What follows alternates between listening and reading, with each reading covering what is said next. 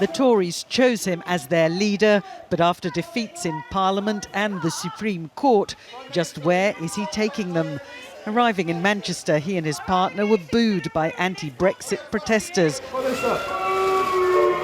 while allegations of misconduct during his time as London mayor continue to cause problems.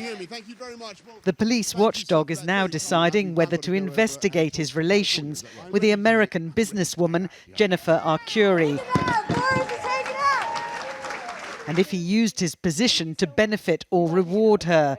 Dirty tricks, says one of his colleagues.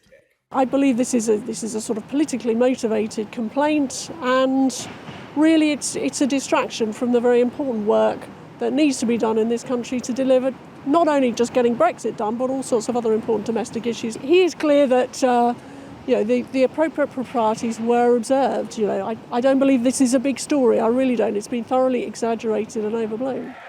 But with Boris Johnson refusing to rule out defying Parliament a second time over leaving the EU without a deal, some of his opponents are threatening to disrupt the conference in an even more dramatic way.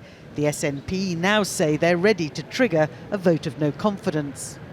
I think there will be a vote of no confidence in the Prime Minister. It's incumbent upon opposition parties to come together, as we did with the Bain Act, to try and work together in the national interest and remove someone who is utterly unfit for office from Downing Street. And the only way in my mind to do that now is a vote of no confidence.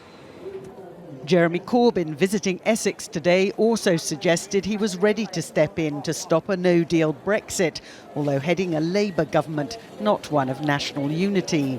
Absolutely. The normal process is that when a government collapses, the leader of the opposition is invited to form a minority government in order to carry through a specific and strictly limited process, which would be to ensure no crash out and to prepare for a general election. How likely is that, do you think? It's getting more likely every single day. That's not how the Tories see things unfolding. New funding for mental health services among policy announcements tomorrow. Boris Johnson may have been hoping that this conference would provide a springboard for a general election, but many of the biggest names in Conservative politics over the last 2 decades won't be here because they've been thrown out of the party. Meanwhile, he faces the potential of a no-confidence vote in Parliament, which could see him replaced as Prime Minister without an election. Libby Vina, ITV News, Manchester.